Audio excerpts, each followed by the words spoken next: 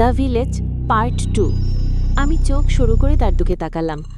দর কষাকষি বদল এবং লেনদেন, মানে কোন অর্ঘ্যগুলো?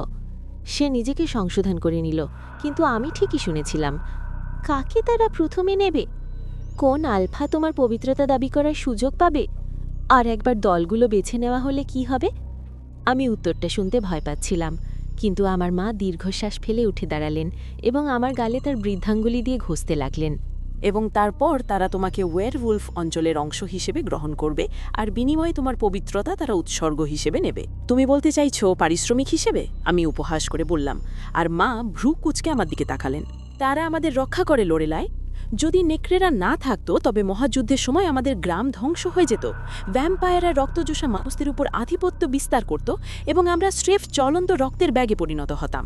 তিনি মনে করিয়ে দিলেন। চলন্ত যৌনদাসের বদলে? আমি বিদ্রূপ করলাম, আর তার রাগান্বিত চহনি আরও গভীর হল। যথেষ্ট হয়েছে লোরেলায়। পরিস্থিতি এমনই। আমরা মানুষ, আমাদের চারপাশ এমন সব প্রাণীতে ঘেরা যারা আমাদের চেয়ে অনেক বেশি ভয়ঙ্কর। আমাদের যে আশীর্বাদ দেওয়া হয়েছে তা আমাদের গ্রহণ করতেই হবে, আর সেই আশীর্বাদ হলো আলফাদের দেওয়া সুরক্ষা, তিনি বললেন। তারপর আমি তাকে অনুসরণ করব এই প্রত্যাশায় ঘর থেকে বেরিয়ে গেলেন। আমি তাই করলাম। ঠিক যখনই ফায়ারওয়েট সিঙ্গার শব্দ বেজে উঠল, মায়ের চোখ বড় বড় হয়ে গেল। লোরেলায় পালাও! কি, কেন? আমি জানতে চাইলাম। ওরা এসে গেছে, তোমার দেরি করা চলবে না, নতুবা আমাদের পুরো পরিবারকে ভ্যাম্পায়ারদের এলাকায় নির্বাসিত করা হবে, সে চিৎকার করে বলল। আমি দীর্ঘশ্বাস নিলাম। এর আগে কখনো এমনটা হতে দেখিনি। সে তার কাঁধের ওপর একটি শাল টেনে নিল, তারপর আমার হাত ধরে আমাদের কুঁড়েঘর ছেড়ে সারিবদ্ধ ঘরগুলোর মধ্য দিয়ে আমাকে টেনে নিয়ে যেতে লাগলো।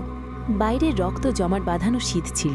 ঘরের আগুনের আর কাঠির মেঝের উষ্ণতা মুহূর্তেই স্যাঁতস্যাঁতে ঘাস আর নরম কাদা ঠান্ডায় বদলে গেল।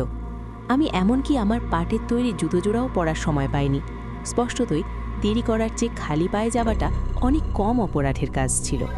মা এবং আমি কুঁড়েঘরগুলোর মাঝ দিয়ে দৌড়ে বনফায়ার অর্থাৎ উৎসবের আগুনের থেকে যাচ্ছিলাম। ঠিক সেই মুহূর্তে সঙ্গীতের সুর স্তিমিত হয়ে এলো, আর গ্রামবাসীরা শান্ত হয়ে গেল। রাতের বাতাস ছিল শীতল এবং অশুভ। মা আমাকে অন্যান্য অফারলিং বা উৎসর্গ করা মেয়েদের লাইনে ঠেলে দিলেন।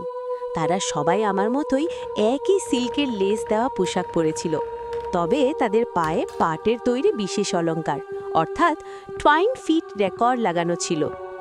ঘন ঘন নিঃশ্বাস নিতে নিতে আমি বনফায়ারের পেছনের নুড়ি পাথরের উপর দাঁড়িয়ে থাকা অন্ধকার ঘোড়ার গাড়িগুলোর দিকে তাকালাম। সেখানে দুটি গাড়ি ছিল, দুটির রঙে কালো এবং পাশে নেকড়ের মাথার চিহ্ন আঁকা।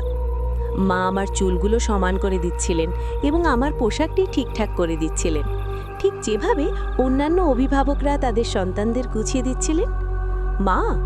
আমি তার হাত সরিয়ে দিলাম যখন তিনি আমাকে আরও সোজা হয়ে দাঁড় করানোর চেষ্টা করছিলেন। আমি এমনিতেই অন্য মেয়েদের চেয়ে লম্বা ছিলাম, আমার আলাদা করে নজর কাড়ার কোনো প্রয়োজন ছিল না। আগে আমি খুব একটা ঘাবড়াইনি, কিন্তু এখন আমার ভয় লাগছে।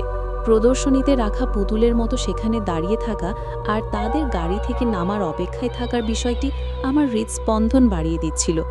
তাদেরকে সন্তুষ্ট করো লোরেলায়, তাদের খুশি রেখো, আমার মা ফিসফিস করে বললেন।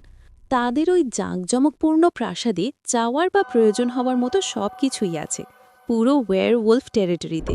নেকড়ে মানবদের এলাকায় যে কোনো মেয়ের কাছেই তাদের অবাধ যাতায়াত। তাহলে আমি কিভাবে আমার এই অনভিজ্ঞ শরীর দিয়ে তাদের সন্তুষ্ট করব? আমি নিচু স্বরে জানতে চাইলাম। মা তার মুচকি হাসি লুকানোর চেষ্টা করলেন, কিন্তু পারলেন না যখন তিনি আমার মুখটি ধরলেন এবং কপালে চুমু খেলেন।